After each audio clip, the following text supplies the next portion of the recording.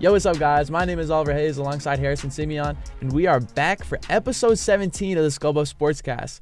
It's been quite a while. I know I've had some things happen in my life. It's been keeping me away, but, basketball season for both men's and women's is, still chugging along, finishing up for women's, heading into the postseason tomorrow. Men's still has 2 games to go, but let's get into it. Yeah, it's great to be back.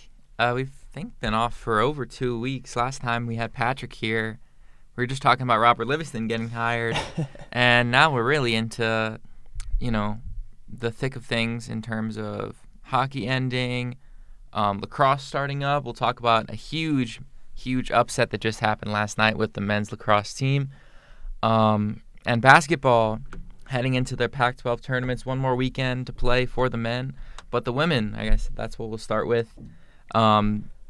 Not going into it on a very good note, losing 5 of their last 6 games, including a real doozy on Senior Day to Washington State this past Saturday, losing that one 72-63 after being somewhat in control for most of the game. Yeah. Didn't really give the lead back once the game kind of got going, until there were about 2 minutes left in the third.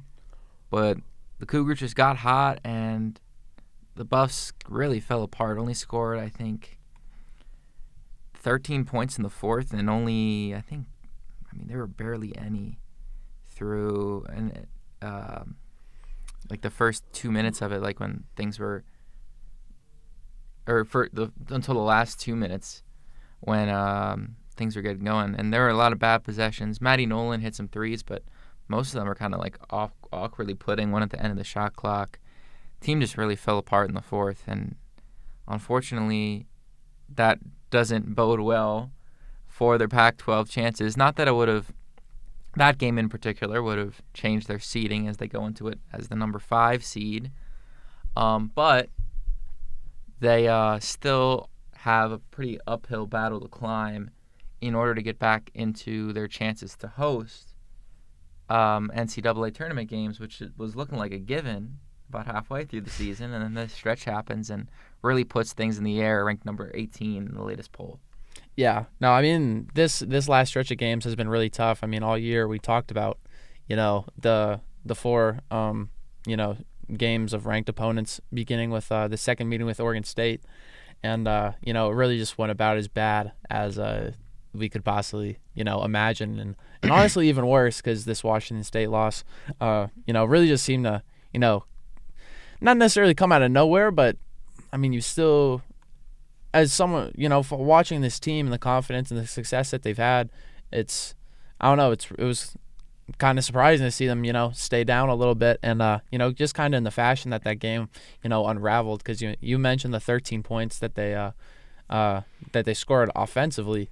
But then they also gave up the most points that they gave up out of all 4 quarters, with 25 in that fourth. And it's just, really that fourth really went about as awful as it could have gone. And so, I don't know. It's just really been kind of surprising stretch to see. And I don't know. I guess one question I have is just, do you think this is just a stretch that just happens to be unfortunate, or do you think this is really the identity of this Colorado Buffaloes team? I don't know. I wouldn't go as far to say it's their identity, but it's not just something like, they've gotten worn down. To a degree, they've been a bit of a victim of their schedule. They lost 2 games, another 2 games while we were gone, against the LA schools, UCLA, USC on the road, and they really followed the historic trend that they've had of losing to ranked conference opponents on the road. I think it's up to like 62 in a row now. Yeah. But I couldn't say it's the identity of the team, but they have gotten figured out to a degree. There have been some glaring weaknesses that I noticed in defending the 3-point line. Gave up 8 for 12 from the Cougars in the second half of Saturday's game. And sometimes their offense really just gets a little bit passive. They really try to slow things down at times. But when they push the pace, that's when they seem to be at their best. When they're taking plenty of threes, when they're getting Frida involved, when they're getting Quay we haven't seen that at a consistent level. We've seen, great numbers from Aaronette Vonleh and Jalen Sherrod, who both made All Pac-12, as when it was announced this morning. But it's been a little bit of the inconsistent nature of some of the other role players, or top players like Foreman, like Quay, that has made their offense that started out really good come to a pretty screeching halt in terms of being among one of the top in the country. And something that I've noticed is I saw that we have the third best strength of schedule in the whole country. Yeah. So that's something to be noted in terms of, if we can make it back to the top 16, which would, possibly be a top 4 seed territory. Teams ahead of us, I believe, are Kansas State, and I know Gonzaga's ahead of us, which I don't agree with. They're at all the way at number 15, and they have a great record, but their strength of schedule is in the 100s. Yeah. No, that's always a knock on Gonzaga men's and women's. Yeah. No. I mean, this Gonzaga women's team has been great, one of the best in a while. But I would have to say, I think it was Baylor that was the team ahead of us as well, and getting to the top 16. And then Gonzaga at 15, Notre Dame at 14, pretty reasonable. Oregon State, they dropped 2 spots despite their only loss being to Stanford since the last poll happened. And I agree with pretty much everything until you get to that Gonzaga spot. And then it comes down to Kansas State, who was at number 2 in the country for a little bit.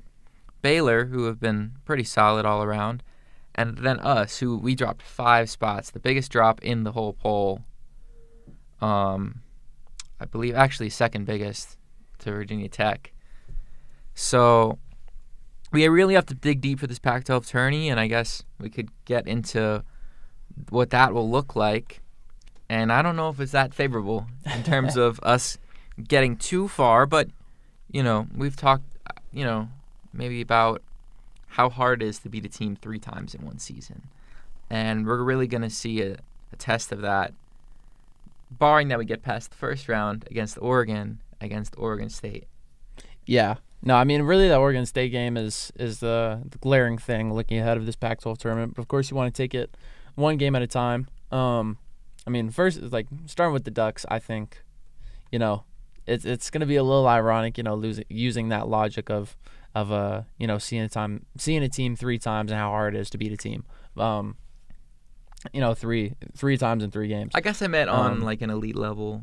But yeah, no, I mean, I know that's where I was going with that. But I mean, I feel like Colorado should handle Oregon, fairly easily. But yeah, no, just the Oregon State game, I think that would be tough. For Colorado will be there. Not enjoying that bye is I think one of the probably the most glaring factor I feel like behind the fact that Oregon State has beaten Colorado twice. So they'll be playing a rested team, and it's I mean, honestly, I feel like Oregon State has given Colorado the biggest fits this year from the games that I've seen. I haven't followed them as much as you have per se, but just really looking at the I think it was the rebound differential, if I'm not mistaken. You could correct me if I'm wrong, but that was more against UCLA. But that second game, they really outworked us in pretty much every aspect. But yeah, no, just I mean, really just kind of surprising. What Oregon State has been able to do compared to some of the other teams. Speaking of that strength of schedule, Oregon State just seems to for some reason have Colorado handle out the best. So I don't know. I'm kind of rambling at this point just because I can't put everything all together. But for you who's watched both those games, what do you think is the biggest thing that Colorado need to do is to beat Oregon State, assuming that they get past Oregon in that first round? I think at least the big factor would be defending the 3-point line, because Oregon State, what they did really well against us the last time we played them, that really allowed them to make the game almost uncompetitive at points, was shoot. And I think stopping Reagan Beers isn't out of the question. We did it the first time we played him. It'll take a really solid performance from Aaronette Vonleh. But when they played us last time, Talia Van Olhoffen really came to play. I mean, she was 3 for 4 from 3, and then Tamia Gardner 4 for 5 off the bench from deep as well. So they can shoot, and those two shooters and Van Olhoffen and Gardner, along with AJ Murat, who didn't do a ton the last time we played them, but had a really solid performance the first time around. Lily Hansford as well went 1 for 5, but does shoot a lot of threes. We are going to have a handful in terms of defending three-point line. And it's been tough because you kind of lose the length you had to guard those shooting wings with, Tayana Jones being gone all year. And some of the more impressive wins have been for CU this year, have been against teams that aren't amazing at shooting or have a succinct reliance on the three-point shot like a USC. So it'll be tough. We have to, getting rebounds is going to be important. We gave up 36 last time. I believe we won the rebound battle, but only by 1. So I think a big thing is to start to get the shooters involved, because that was that game where Frida and Maddie only had 3 attempts from the three-point line combined. Yeah. And looking at both those games, in the first meeting, only 3 of 11 from beyond the arc. In the second meeting, only 3 of 10. So I don't know. I mean, I know I kind of cut you off right there. No, it's all good. But this game could very well come down to three-point line. Yeah. So with that, I mean, what was Oregon State doing specifically, to protect the three-point line and run this Colorado team that likes to get them up off the line? Well, I think it starts in the middle with Reagan Beers. I mean, she really deterred everything at the rim, at least making a lot of shots inside difficult for the Buffs. Erin Vonley only 4 for 13 on the day. Quay Miller just 1 for 6. So it started there, and then I didn't see a huge effort by the Buffs to maybe work off of that and start to get the shooters involved. And because Oregon State had a player like Beers that was able to deter the rim, protect the rim like that, and really take the rim pressure Jalen Sherrod likes to apply on a lot of teams and kind of counteract it. It made things pretty difficult to get those open looks because they have pretty solid wing defenders. So I'm looking to see what we can do in terms of off-ball movement. Frida getting involved. I think I'm looking for Nettie to really improve as a screener. She hasn't been too great as a screener in this past stretch of games. I think Frida could maybe set some screens for others to maybe potentially get herself open. Same with Quay. Looking to see her take more shots from beyond the arc. Maybe even Kendall Wetta could get herself going. Only took 2 shots in 27 minutes last time they played the Beavers. So Sarah Smith, I think, also has a nice looking shot. So I think just incorporating more people and getting Frida open, getting Maddie open especially, because she's been playing really, really well this past stretch of games, and just finding her spots, getting open, snaking open. So I think Maddie Nolan, if I had to pick an X factor for this potential game against Oregon State, it would be Maddie Nolan, because she's been lethal from deep her past stretch of games. I would have to check the actual stats, but her last... Let me check. So, yeah, she's 10 for her last 15 from 3. And 7 for 8 against Washington is crazy. I wouldn't expect her to replicate that. But if she can have a USC-like performance where she was 4 for 6, so that actually would make it...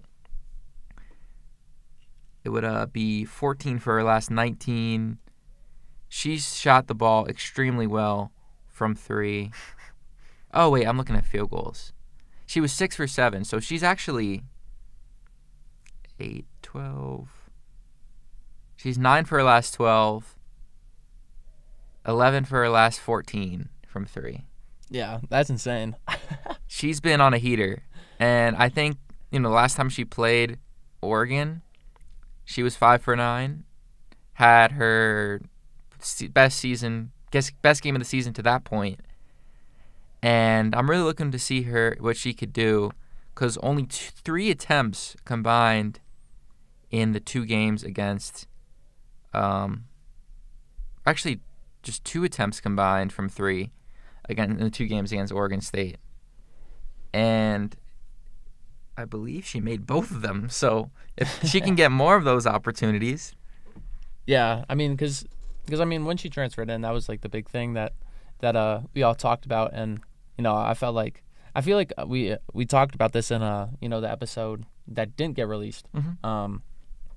But that we wish that she would put them up a little bit more, and so I agree with that X factor, for sure. But obviously, Colorado isn't the only team in the Pac-12, so I would kind of like to hear some of your other first impressions about the rest of the bracket, and I don't know, some things that what you think the whole tournament may look like. Yeah, so I guess we'll just go down. I'm gonna take Colorado to beat Oregon. I think hopefully handily. I think we should definitely try to get off to a really good start, get those starters rested because of how important that game against Oregon State would be, and to continue going down. I think Washington State beats Cal. That is a kind of tough game because Cal has been solid against kind of the mid-tier of the Pac-12. I would have to check if they've played each other twice already. I believe the last time they played Cal, they lost by a point. So Washington State lost to Cal by a point, and they lost to Cal by 7. So maybe not the greatest matchup for the Cougars, but I think they get over the hump. They beat Cal and move on to face Stanford. Then going down with Arizona and Washington, 7 versus 10. I think Arizona gets the win there. Their 7 seed is a little bit misleading. They've been in so many close games. Haven't found a way to win a lot of them. But they've picked up some big wins lately, upsetting Stanford most recently. And I think Washington has some juice. They just dog-walked Utah in their last game of the year. So, not discounting Washington at all. I wouldn't be surprised if they get the win. But if I had to pick who would win, I'd say Arizona gets the victory over Washington. And then going down, Arizona State and Utah. Arizona State's a little frisky. They have a really solid, in terms of offense, they can score some points. Jaylen Brown, not to be confused with the Celtics player, is averaging 17 points a game this year. Had an amazing, 35-point performance the only time CU played him this year. So she can put up numbers, but Utah has the better all-around team. So give me Utah on that one. And, I mean, just looking at Arizona State's schedule, they haven't won a game since beating Washington 6 games ago. In conference play, only 3 of 3-15. So. Yeah. Only scored 41 points the last time they played Utah. So they have some talent, but their leader in field goal percentage is Brown, shooting 39% from the field. Yeah. So they have a pretty dismal offense. They haven't scored 70 points since against Cal. Haven't scored over 80 all year, even in non-conference play. All year. Except against Fresno State where they managed to get to 80. But other than that, dismal offense. And I think this could be a low-scoring game, but give me Utah. If Arizona State somehow pulls it off, that would be crazy. That would be crazy. But we had a Cinderella run last year where Washington State made it all the way to the championship. Fair enough. Fair enough. So we could see strange things have happened, and then we go back to the second round with the quarterfinals: Colorado against Oregon State. This is the toughie because it's our team, but it's a team they haven't played well against all year, as we've just gone over. So if I had to predict this objectively, give me the Buffs. I really think they get over the hump. I think they get this tune-up game against Oregon. They run away with it, even if maybe they don't get off to a great start. They're able to get well out ahead in the third quarter, so able to rest the starters. And I think we talked about Maddie Nolan. I think she has a really nice game, but I think Quay Miller could be the X factor. She had really struggled in the Pac-12 tournament last year, probably looking for some big-time redemption. And I think the Buffs would probably be considered a big upset at the way they've been looking lately against the Beavers. So then Washington State. Before you head on, I just want to say you're way more optimistic than I am, for sure. Because I don't know, just looking at it as far as, the past, the 0-2 record against Oregon State, 5 losses of the last 6. But really, I feel like the glaring thing to me is just the fact that it will be their second game, in 2 days, while Oregon State it will be their first game, So, I mean, occasionally that works in the, the opposite effect where maybe the team that, got the bye is a little too rested, if that's even a thing. But, yeah. More lacking, that focus that, we're here, we got to play. Yeah, and I think picking up a win against Oregon could build some momentum because, I mean, it's been tough for us to build momentum in this last stretch of games, but if we're able to just storm past the Ducks as we did, then we play Oregon State. We've played them twice. That Jared Payne emphasizes they watch a ton of film. They could maybe, I wouldn't say Oregon State has outwardly way more talent than us. They're just a tough matchup. And that's really the biggest thing, I feel like. Yeah. But I think for this kind of thing, CU is built for these kind of scenarios. Yeah, that is fair enough just because, looking at, some of their biggest games of the season, and how they've played on the big stage over these past 2 years. So, I don't know. It'll be interesting. I feel bad being the bad guy and picking Oregon State, but no, it's all good. But I don't know. I guess we'll see. So then Washington State versus Stanford, and we can get through your full bracket prediction once I'm done, I guess. Washington State versus Stanford. This could be tough. Washington State plays a lot of teams hard, but I think Stanford maybe gets off to a slow start, but they're inevitable. They're super talented. Kiki Irifin, Cameron Brink. Cameron Brink just won Pac-12 Player of the Year. I think that carries them into the semifinals. And so then we go to Arizona and USC. This is tough because Arizona just pushed USC to double overtime the last time they played each other, which was just a few days ago. USC very reliant on the 3-ball. Obviously, Juju Watkins, incredible player. Surprised she wasn't Pac-12 Player of the Year, honestly. She won Freshman of the Year, but yeah, with all the scoring she does, I think they just went with the winning with Brink. But USC, really, really good shooting team. Kayla Padilla, another Mackenzie Forbes. That's who I'm forgetting. They have a lot of talent. Arizona, I don't know. This is tough because they're 2 really tough games coming up. Yeah, I think this is to predict. I don't know. This for a tournament this small, this is a rather hard tournament to predict just with how good the conference has been. Yeah, I mean, and even just from what you brought up, even with this ASU team, they've had a few surprises this year. They're not completely talentless. So I don't know. I mean, anything could happen. So I have to predict one upset at some point. But give me USC. I think Juju Watkins comes to play. I think it's a close game, but I think Watkins puts up 30 shots, makes 13 of them, which is usually enough for them to get the win. But moving on, we have Utah and UCLA. UCLA really battle-tested team, the number 1 strength of schedule in the nation. And they've, backed it up. They've been really solid all around. And because of that, I think I'm going to pick Utah.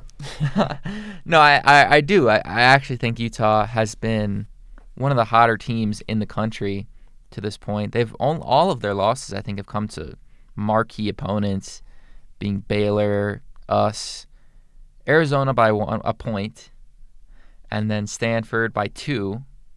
Oregon State and UCLA, they lost by 30 the last time, which, now that I look at that, doesn't look too favorable. But at the same time, I think this Utah team is ready for this kind of challenge. We're able to beat UCLA the first time they played each other. It seemed just like a really off day the last time they played them. Had 20 turnovers, just shot 20% from three, 32% from the field. But they're one of the few teams to have beaten UCLA.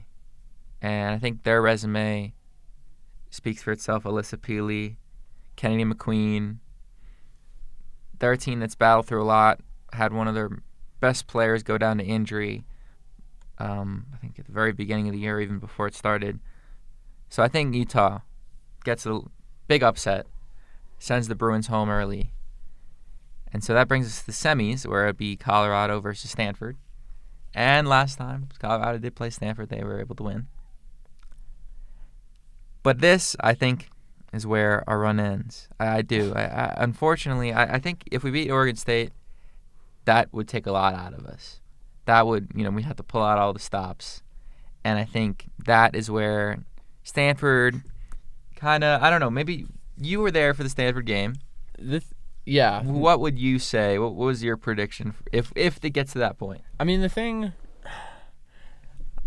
I don't know. I feel like one thing that is kind of funny about this is I feel like if they do beat Oregon State, the amount of momentum and the amount of confidence that this Colorado team would have, beating a team that beat them twice. That's fair. In the quarterfinals, and back-to-back, after playing, back-to-back games, I feel like they'd be ready, to run through the Stanford team that they know that they can already beat. And I feel like, I don't know. It would be interesting because foul trouble, I felt like, was a really big part of that Stanford game because Brink dealt with foul trouble. And it was, Aaron Nett dealt with foul trouble too, but I don't know. The Buffs just played a lot more complete that game, and I felt like they in that game, they're kind of.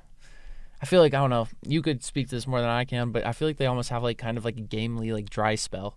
There's at least one stretch where you're like, oh my God, they just can't do anything. And in that first Stanford game, they seem to get out of the way pretty early before, taking control, especially with Brink out of the game and getting to work.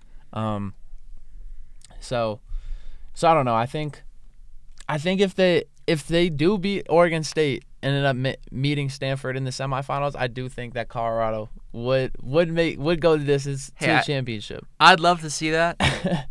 I don't know if I think that objectively it'll happen. There was a lot of foul trouble. Kiki Irfin just 5 for 18 from the field. That was true. I don't know if that'll happen again. Hannah Jump was just 2 for 9. So they have a lot of players that really didn't play up to their standards. But for us, Frida Foreman just 3 for 14. Quay was just 4 for 12. So, you could picture them having better performances. Kendall Wetta had an awesome day. Yeah. As well. And one thing about that Frida game is she didn't play. She didn't shoot that well. Right, obviously. 1 for 8 from 3. But I think that 1-3 she hit was came at a really crucial spot. So I don't know. That day, I think things fell Colorado's way, but I don't know. Yeah, I don't know. It's tough, as we keep saying. Just with this talented of a conference, but Yeah, I will say though, among those really talented teams, I think we match up against Stanford arguably the best in terms of our 2 big lineup matching up against Irfin and Brink. It's going to be a battle in the trenches. We saw it the first time. Quay Miller had one of her better performances of the year. And if she's coming off what I predict to be a good one against Oregon State, you never know. I could see it happening. I think so. Do you have anything more to add? Not much, but yeah, I really think, I don't know, it's just funny because I really do think that Oregon State game, will be, obviously every game's the deciding factor of the tournament, but I feel like if in a scenario where Colorado does win, that biggest game will be that Oregon State game, because I think, that will be the hardest win for them mentally. And if they do get that win, like I said, they'll they'll just build that momentum. But yeah, no, I just keep thinking of that. Just for the rest of the tournament. But anyway, you picked Stanford to the championship. So now we got Utah versus USC. I think this is where Utah gets the victory. I think Utah, coming off what would be just an incredible feeling of a win against UCLA. I believe USC was one of the teams that beat them also. But I think this is where USC has a pretty good three-point shooting game against Arizona, and then against Utah, maybe they kind of deter things. I would have to check the numbers last time Utah played USC. They actually won by 20 and then won by 6 both of their times. So USC would be going into that sort of the same mentality as Colorado against Oregon State. Really good team against a really good team for the third time in one season. So tough one to predict, I'd say. I wouldn't be shocked at all if USC breaks through. But Utah beat them by 20. Last time Juju Watkins played against them, 10 for 30 on her day. Alyssa Peely, really good matchup against the kind of weaker front court defense that the Trojans have. I just have to check. Kennedy McQueen had a really nice day against them. Dazia Young, the buzzer beater maker against us, had a solid day out the bench as well. So they're a deep team. They played 9. They didn't actually play any of their bench players for more than 8 minutes against USC, but they have some depth, and I think the depth is going to be the difference against the Trojans, who aren't as deep, don't really have anyone on the bench that they can go to with consistency besides maybe Taylor Bigby every now and then, but she's been struggling a bit lately. This kind of leads me to I don't know, a conversation we were having over text, the other day that we said we should talk about on the pod, but I was looking at Juju's numbers, and I forget exactly what the digit was. It was 44%? Yeah, I think it was a 44% usage rate, which is, as far as I can tell, is. Where did you find that number? I think it was on a Pro Reference. Let me look it up real quick. But yeah, her usage, if it could load. That's insane. 44% is. Yeah. Okay. bonkers. So I guess it's 43.8% now. It's dropped over over the last game or two. But I mean, that is just astounding. I think I forget exactly what the statistics were, but I think only, this is a different comparison comparing it to the NBA. But the only two players in NBA history to have, I think, get anywhere near that were MVP Harden and MVP Westbrook. Putting up those crazy stat lines, and you look at Caitlin Clark, who's, I don't know, seems like she has the ball in her hands every single possession for Iowa, and she hasn't ever reached this mark in her 4 years, and she's at her highest at, I think, somewhere in the 40s. I think, either 40 or 41. Now we're in her senior year. And so, anyway, the reason we bring this up is just how can someone who has the ball that much and is such the focal point of a team be able to lead a team in this way? I feel like that's just a testament to how good Juju is. Yeah. But, having seen both the USC games and watching Juju, what do you think teams, need to do to be able to slow down Watkins? It's tough because they're such a good three-point shooting team in spurts. So you never want to leave a player like Mackenzie Forbes open from 3 or Kayla Badia, who can make really clutch shots. And Rhea Marshall every now and then has some really solid games. And they have some really nice offensive players in their starting lineup. It's Caitlin Davis, another player who's come on lately, scored 16 against Arizona, 13 against Utah last time they played them. So they have a lot of options that they can go to. But still, I don't quite get why I don't see more teams doubling her. maybe just because of how many jumpers she takes, there's not a lot of threat of her getting to the rim, though she can do it pretty well. It's just tough. And then she can draw fouls so easily. So when you send those doubles, you have to be worried about her being able to just draw foul and get to the line. She's an amazing three-point shooter. So, a free throw shooter. I think it's just so many different things where you have to kind of pick your poison, even though one of the poisons is way worse for you than the other. I think it's just she's so talented that dedicating so much of the defense to her offense just puts so much attention on her that their other secondary options can really get going because they have really, really good secondary options. It's like having to defend Steph Curry and put all your attention on Steph Curry, and then you have Klay Thompson over here and Draymond Green. I mean, maybe, I don't know, on offense, but like 2016. I can't compare anyone to Kevin Durant, but on their team. But like, I don't know. It's like having LeBron and then put all your attention on LeBron. There's Dwayne Wade and Chris Bosh. Like that. I guess that's what you could say. But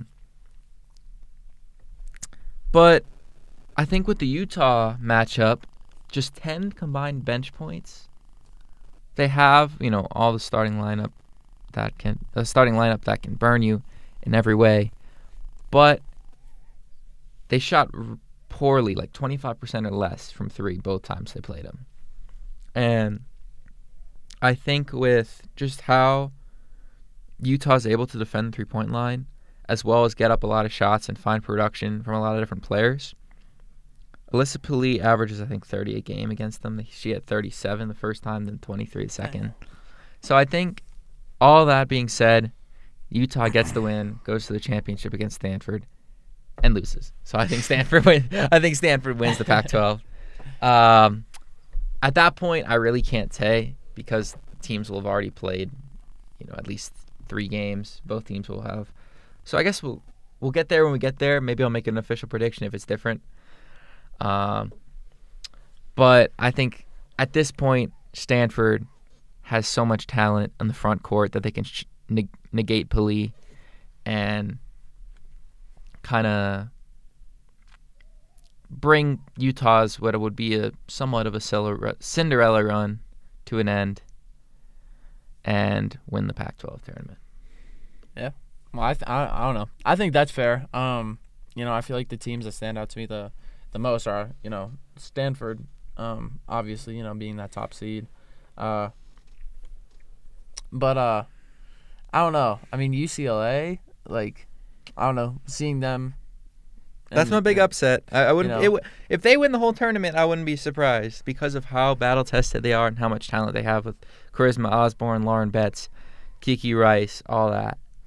They have arguably the most well put together team in the whole conference, but for just some reason, yeah, I don't know. I see the upset vision from Utah. I like the Utes. Yeah, no, it is. Yeah, this is definitely an interesting year for sure. I mean, looking at this bracket, because you look and feel any of the top 6 can win this. It seems like, so I don't know. You'll have a fun trip when you go out there. Yeah, at this point, with how competitive the Pac-12, if Arizona State beats Utah, I wouldn't be surprised. How unbelievably upset filled this year of women's college basketball has been in general, not just for the Pac-12. I could be completely wrong on every single matchup, and it wouldn't surprise me at one bit, except if Oregon beats us. That's the only one. But other than that, a lot of toss-ups, a lot of games that could go either way. But yeah, for me, I have Stanford over Utah in my bracket. And if you wanted to make a quick little prediction yourself, or we can move on to men's. I'm down to move on to men's because I give a fair amount of my input. That's fair. And as we keep saying, it's I don't know. Yeah. But yeah, no, I'm down to move on to men's. Like, I agree with pretty much. I mean, most of your analysis. And yeah, for the women's tournament. But yeah, no, going to the men's. I think the last time we talked was after the UCLA loss. if I'm not mistaken. I believe so. So Or was it after the USC win? I want to say, actually, it may have been before the UCLA loss. Either way, I forget which. But let's just start with UCLA. What? I don't even know. That was just like, that was one of the worst performances that we've seen this season, there's been a fair amount of times on the road that this team has looked to seem like they were just completed, that, like, I don't know, they just didn't seem like they wanted to play. And this seemed to be like the biggest, the biggest letdown of them all, even looking to the Cal game, because at least in that Cal game they had some urgency. Where in this UCLA game, it seemed like they got down and just never got back. And I want to revoke the statement just before, because the Arizona game was a lot worse. I just wanted to say that. But that UCLA game was just really surprising. I mean, KJ Simpson had one of his worst games of the year. I forget exactly what he shot, and it was just it was just a really tough game, and really seemed like, it was, I don't know, the NIT is exactly what the Buffs were destined for. But they had let's see, they had USC. So at that point, I think they had 5. How many games left? 6 games left in the season. And they had USC, and again, it was that same effort that we saw against UCLA in that first half. Really surprising. But, it was interesting. It was like, okay, they are down 16, and they were down at the half. And, Colorado's down 16 at home against USC in a similar game where it was like, wow, is Colorado really about to lose to this struggling USC squad? That first time around with no Isaiah Collier or Boogie Ellis.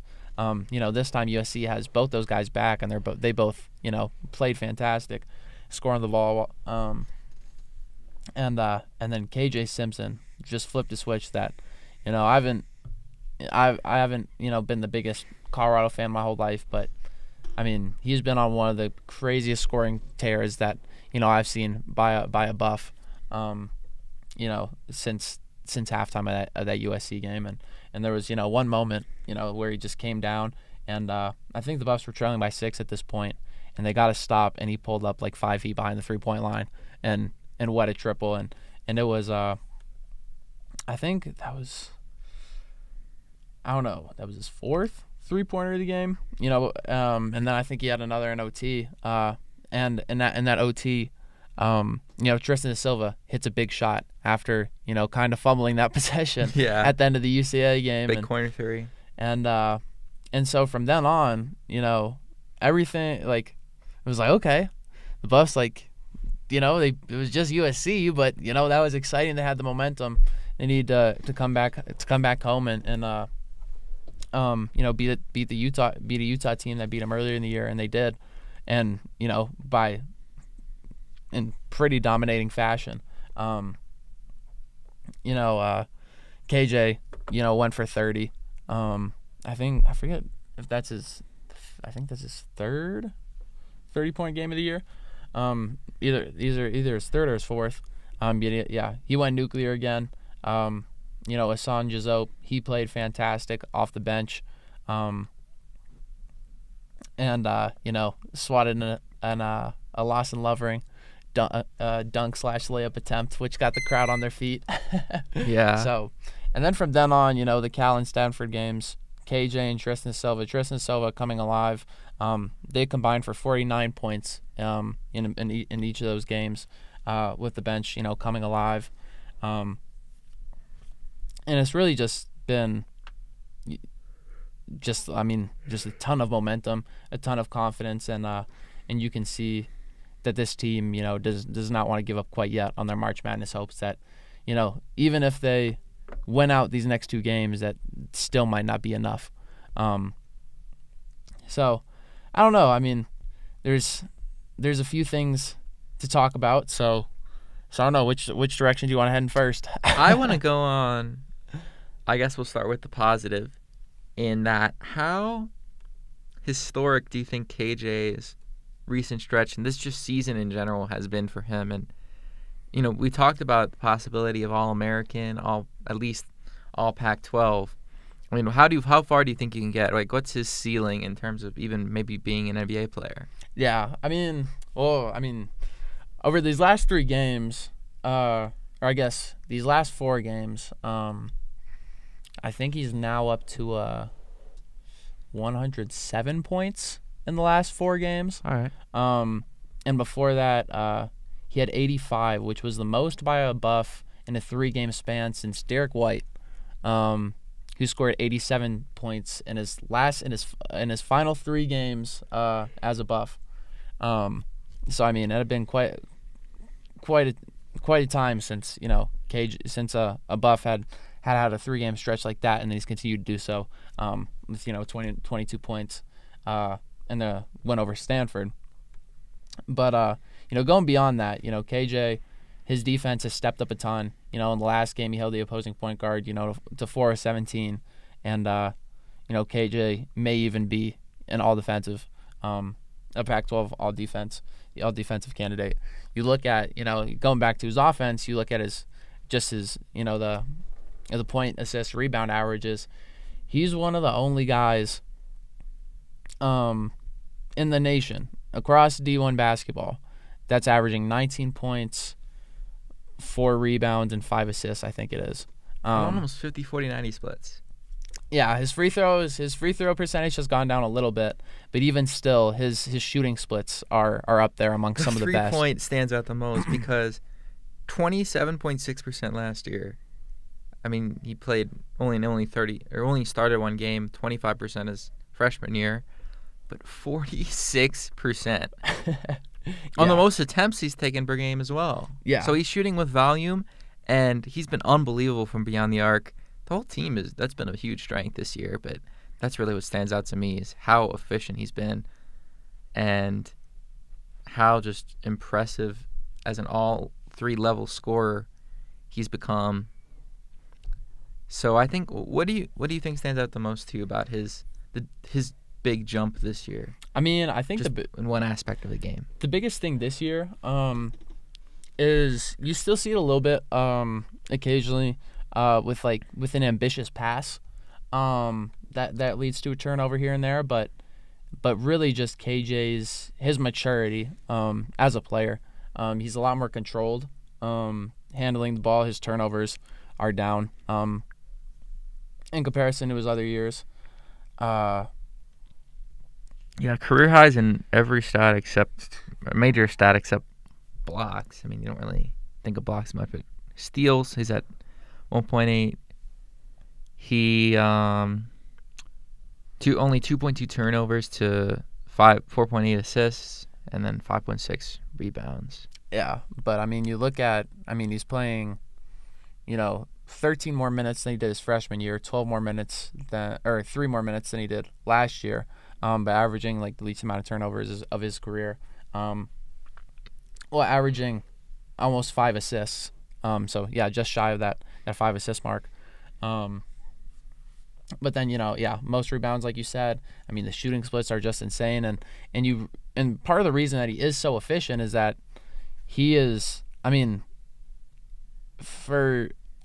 part of the reason that that pull-up 3 stood out so much is that he's not taking a lot of threes off the dribble. He's able to find himself within the offense, and he moves off the ball really well, and he really just wants to he wants to win, and that's very evident.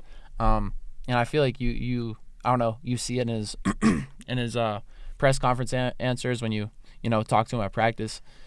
You know where his heart is and where his mind is, and that he's just thinking about getting his team a victory.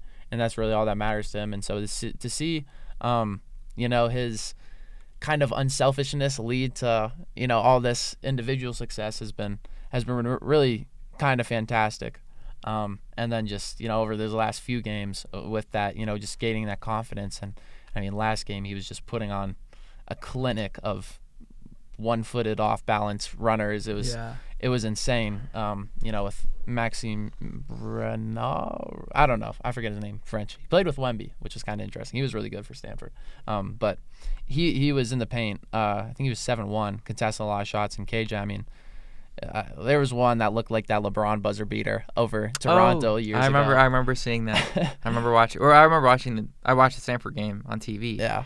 And yeah, Maxime Renaud, I mean, they have a lot of really big guys. I mean, their whole roster, besides just a few of them, all of their bigs are, 6'10", 7'1", 6'9", 6'9", 6'8". They have a really long team that can maybe match some of Colorado's length. Even when their guards, Stojakovic, 6'7". I mean, they have a really big team, but we were able to really just run away with that game in the second half. They looked so efficient, so just all around really nice. Yeah. I mean, as a team, they were playing fantastic, but yeah, I mean, just I don't know. I mean, seeing KJ just get to his spots, and then with Tristan, who as he said in his post game press conference, he's been struggling all year, but he started to find some confidence, and Tad was just talking about getting Tristan aggressive and getting him to get his shots up, and 22, and then a season high 27 last game. He hit 5 threes. So he's coming alive, and so I mean, really just some crazy stuff. But to kind of go back to KJ, just to kind of to where he'll end up. As far as awards, it really seems like it's between him and Caleb Love for Pac-12 Player of the Year, which is not necessarily surprising if you told me KJ Simpson would be in the Pac-12 Player of the Year conversations, but I mean, he's here, and it's like, okay, yeah, like, let's go KJ, and in mock drafts he's risen up with his play, and his defensive effort has helped him being on the smaller side. I know it says he's 6'2", but last time I went to the doctors, they said I was 5'11", and I stared KJ in the face. So, so I mean, he is on that smaller side, but his defense has like I said, has improved, and with this year's kind of, I mean, pretty weak draft class, I wouldn't be surprised if KJ decided to test the waters in this year's NBA draft. And yeah, I mean, there were rumors last year that he might have even tried to do it, but his stock is rising very quick. Yeah, and definitely.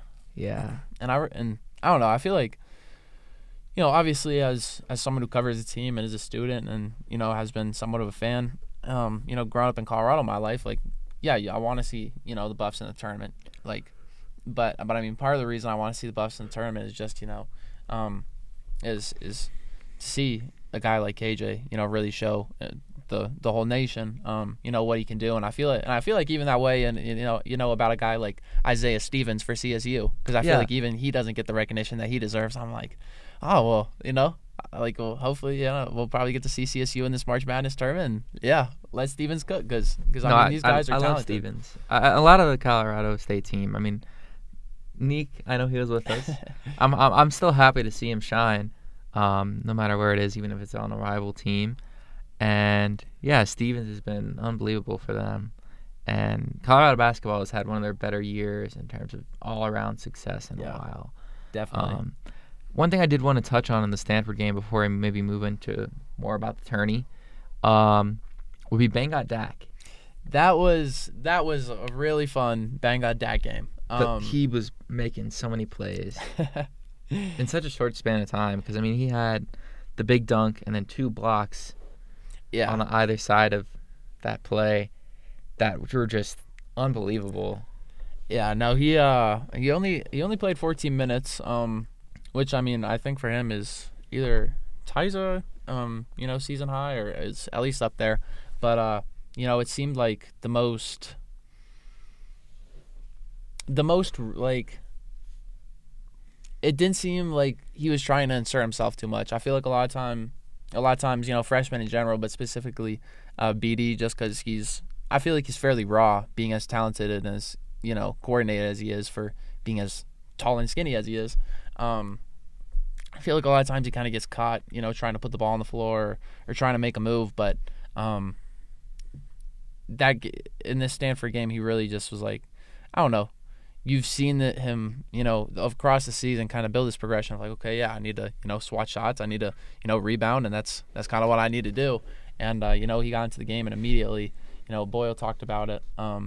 But that first block he had, I mean, that was a layup. I was almost surprised that it wasn't called a goaltending just because it was that close. And so he saved a bucket there, and that block was probably the loudest the crowd had gotten all night. And that was a senior night. A senior night. So getting that loud for a freshman is pretty wild. It was just, that was huge, that block, and then getting that dunk at in that same sequence, I mean, was just huge, and that kind of just shaped him for the rest of the game, and ended up getting another block that you talked about, and even had like another like a deflection like just a few plays later after that big sequence, and it was really just sweet to see, just because he's a quiet guy, and I feel like Giuseppe has gotten some more opportunities, and Giuseppe has shined, but I don't know. There's been times where it's like, I wonder, why isn't Dak on the floor? And and to see him, like I said, seem more comfortable out there, make those plays, have a moment like that to get the team going and really kind of, not necessarily jumpstart the run that helped them win that game, but just add to it and continue it and allow it to go on whichever. I forget how big the run was, but it was, I don't know. Colorado outscored Stanford by like 10 to 15 points in those final 10 minutes, and part of it was do that huge sequence. So just really cool stuff for BD, and it's to kind of keep going, to see Giuseppe kind of have a little bit of an effect that I mentioned earlier, like in that Utah game. He had that block on Lovering in front of the student section. Oh yeah. He had a mid-range in Lovering's face, like from the elbow in front of the student section, and I think in that game he also the next game against Cal, he had 7 rebounds in only 13 minutes.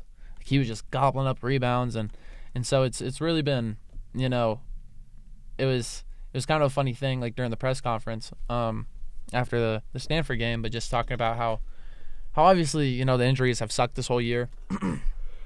It's been really a downfall. It's led to a lot of struggles, but in a way it's a little bit of a silver lining. And Tad went back to last year and how Hadley missed the end of the season, KJ missed the end of the season, and so you had guys like Luke and Julian stepping up, and Julian played fantastic in the Pac-12 tournament, and across those last couple of games. And now this year, like, I don't know, all the injuries again, and you have different guys stepping up, and now seeing Giuseppe and Bangot Dak, and then Javon Ruffin hit 2 threes against Cal.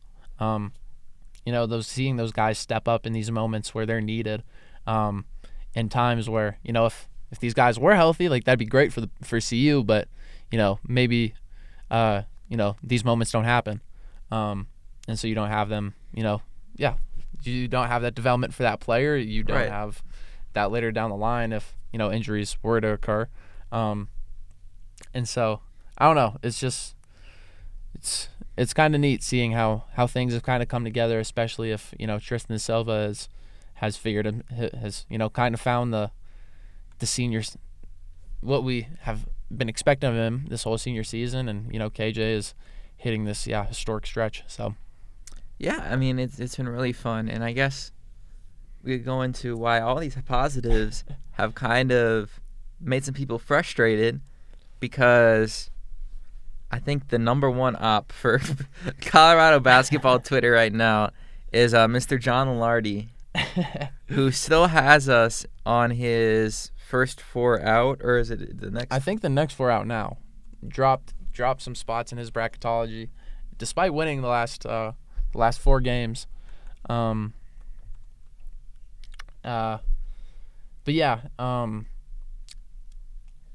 I mean, it's just kind of the nature of college basketball. After every game, it seems that Tad is asked about this stuff in every game. He's like, Joe Lenardi, my bad.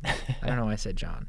But yes, keep going. Sorry. No, you're good. But even Tad's like, I don't understand how all this stuff works, like the net rankings and all the quadrant 1 wins, and how it all goes, just because because Colorado is 30th in the net rankings, but then you look at all the quadrant their quadrant record, and in the first quadrant they're 1-5, in the next in quadrant 2 they're 7-4, and I think in quadrant 3 they're 8-0, and then in quadrant 4 they're 3-0 or something like that, and so really because of the quadrant 1 record, that's pretty much the only reason that they're really they're not a lock for this tournament. And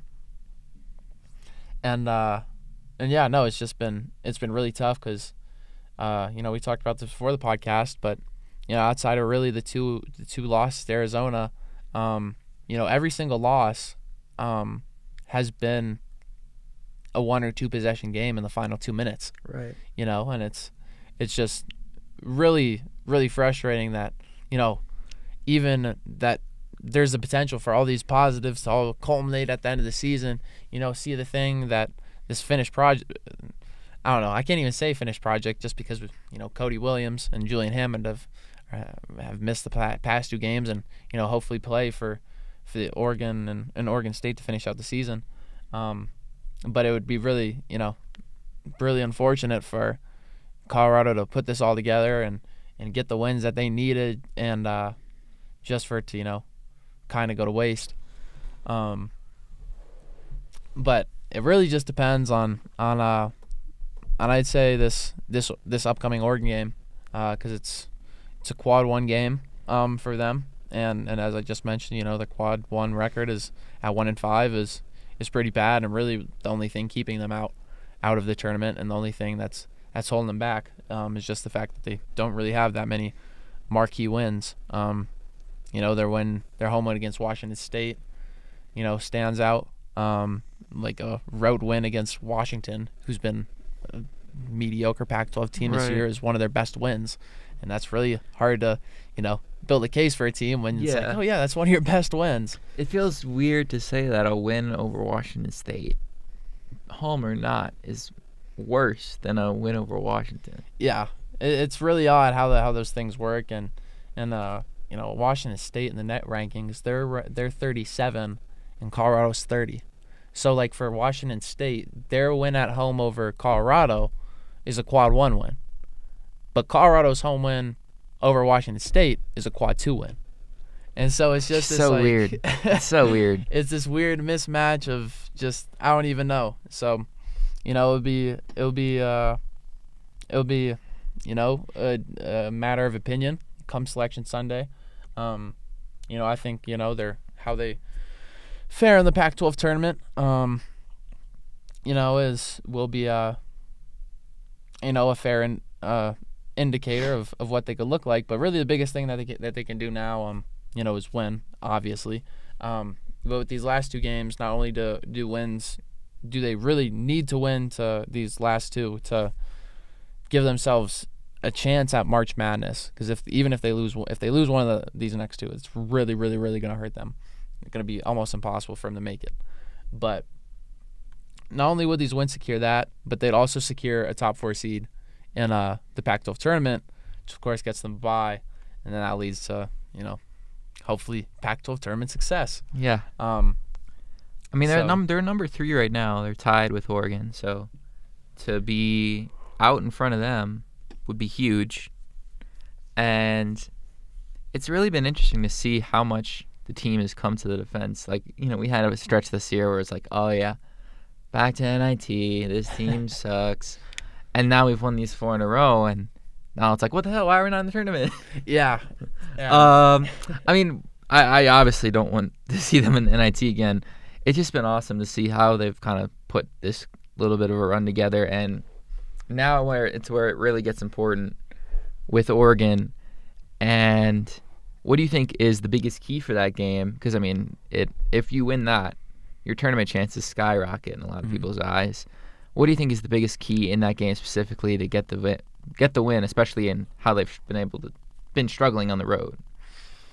I think it's just about aggression, and being able to play with their identity, because I feel like a lot of times on the road, That's where we've seen some of Simpson's poor games on the year. Thinking to there's one other game I'm thinking of, but the UCLA game and the game against Florida State. Those two games he struggled, and as a team, their numbers just seem to get a lot worse on the road. The turnovers seem to go up. The opposing team's transition points seem to go up, and so I really think the biggest thing would just be if the Buffs can get out early and I don't know, just play with an aggression and I don't know, in an attitude that they want to be there. Because I mean, even when they, this is a little contradictory for what I just said, emphasizing as much on the offense, but you can see it on the defensive end too, when their aggression lacks, and you even kind of see that part has really been the biggest struggle this year, is just their defensive lapses, and so I don't know, I'm kind of all over the place with this answer, but yeah, I don't know, just playing aggressive and playing fast, I think would be their biggest thing, to getting a win. Just because I remember, I don't know, in their first in their first game against Oregon, I felt like that was a big what's it called, a big factor. So yeah. Yeah, no, I agree, and I think Eddie is going to be a big key to getting him involved, to getting him going, because when there's a pretty good correlation with his really good games and our wins, and I think Tristan as well. He's been good against the Cals and the Stanfords and these kind of low leverage games, even though they haven't had much room for error. The home games, he's going to need to have a kind of USC-like performance, at least at the end where he hit those big shots. He's going to need to come through in the clutch like he has. And this will be a big test, and I'm really looking forward to it. That being on Thursday night. I'll be in Vegas. So I leave tomorrow, so hopefully this podcast will be out by the time the women's basketball team plays, and before this Oregon game tomorrow, Thursday. I'm off right now. Yeah, I don't know. Just this part of the year in general is just, I don't know, with school and everything. Yeah, I've been a little bit worn down, but I guess is that all you really wanted to go into men's? Because I really think they should make the tourney. I think they have, it just, the issue is the quad one wins and then the issues on the road. And the issue is, they talked about in the history of like net ratings, every time, every single year since it came out, the top 31 in the country has made it, and we're in the top 31 right now. And there are several teams in the top 31, kind of the back half, that are kind of iffy about making the tournament, like a Wake Forest, or they mentioned Indiana State. Very interesting year for. I've been seeing that Robbie Avila kid. Yeah. So I'm really interested to see what happens. This Oregon game is going to be huge, but we could talk about some other huge games in different sports if you want to move on. Maybe unless you had anything more to add. Yeah, I don't think I really have much else about Colorado. Really, just I don't know. Just hopeful that Cody and Hammond can get back. That's before big. The tournament. Obviously, don't want to rush him back, but this is a must win. But must win game, and also just on top of that, part of the reason I feel like that Colorado has struggled a little bit this year, even some of the games where they have had, they haven't had a completely healthy lineup, with R.J. Smith and Javon Ruffin with their injury issues, but even in games where they've been healthier, there's been a little bit of, not even necessarily like a lack of chemistry, but just a few more of those like sloppier issues that I feel like come from that lack of aggression. Those turnover issues, stagnant offense, and leaving shooters open and things like that. So I think it would be pretty huge for for Cody and Hammond to get back, even if not only to just win, but to just get 2 more games in before the postseason as a unit, hopefully, and I don't know. I feel like that's really it for me for men's basketball, but yeah. Yeah, I guess we could move on to maybe some of the club sports that have happened over the past weekend. And baseball started 2 weekends ago, which we didn't do our pod until before their season started. And they had some worrying results in non-conference play. They lost 15-0, nada, to San Diego State. Really worrying considering they were number 3 in the national poll going into that game. And then they beat the D2 team 5-1. Can't really get moved by that. And then you lose 4-3 to San Marcos, which we did talk to the team in their past series this weekend. Seemed like they played a lot of backups, shifted the roster around. So it was a bit, but still, like, I feel like number 3 in the country should beat a D2 school. But it's baseball. Anything can happen. And with that kind of uncertainty going into the first weekend of conference play, it was really good to see them pull off a sweep over Northern Colorado, winning the first game 10-2. Blake Carey homers, the All-American, getting his first home run since last spring, I believe. And then game 2, they won 14-7. And the game I was there for on Sunday, they won 18-13. Yeah, wow. Some wild scores with the thin air and everything. 3 homers from the Buffs. Nathan Hoffman hit for the cycle. Oh, wow. Yeah. Started with a triple on his leadoff at-bat. Had 7 at-bats in the game. He ended up having a cycle with a 3-run homer, made an amazing play of the week candidate catch in right field, and then closed the game on the mound. That's crazy. Have yourself a day. It was incredible to see. I mean, he did give up a homer himself on the mound when he came in, but overall, one of the most impressive individual performances I've seen from the Colorado Club baseball team since I've started covering them. And it was an amazing game to commentate. Me and Alex had a crazy busy weekend on the microphone. He went immediately from that 3.5-hour baseball game that it turned into we got lunch, and then I dropped him off at the Women's Club lacrosse game. So thankfully that game was only an hour and a half. Women's Club lacrosse did beat D2 Denver. And then last night, biggest game arguably on the schedule of the men's club lacrosse team against the number 1 Virginia Tech. And if you missed it, I feel bad for you, because that game, lacrosse fan or not, was one of the most exciting games I've been able to witness live since I've become a Colorado fan. Just the magic that seemed like it was in the air. Virginia Tech, a juggernaut. Them being on the East Coast, they had a really solid fan presence, like in parent presence. Traveled with the team all the way to Boulder. 7-0. We're not reigning national runners-up. And we've heard this story before. Reigning national runners-up, TCU against Colorado's football team. Reigning national champion, number 1 LSU Tigers against the women's basketball team. Those kind of games, Colorado tends to step it up. And they did once again, winning 15-12, fending off a late comeback. They were up 15-8 at one point. And they played really aggressive, really fast. That's a wrestler. Jake McIntyre had himself a hat trick, including another play of the week worthy play with a goal, his second of those 3 goals.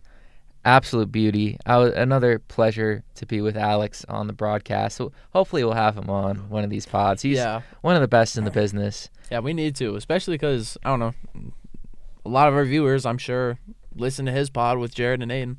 About the hockey teams. So, and a lot of our viewers on these YouTube channel watch those lacrosse live streams. We had a ton of people.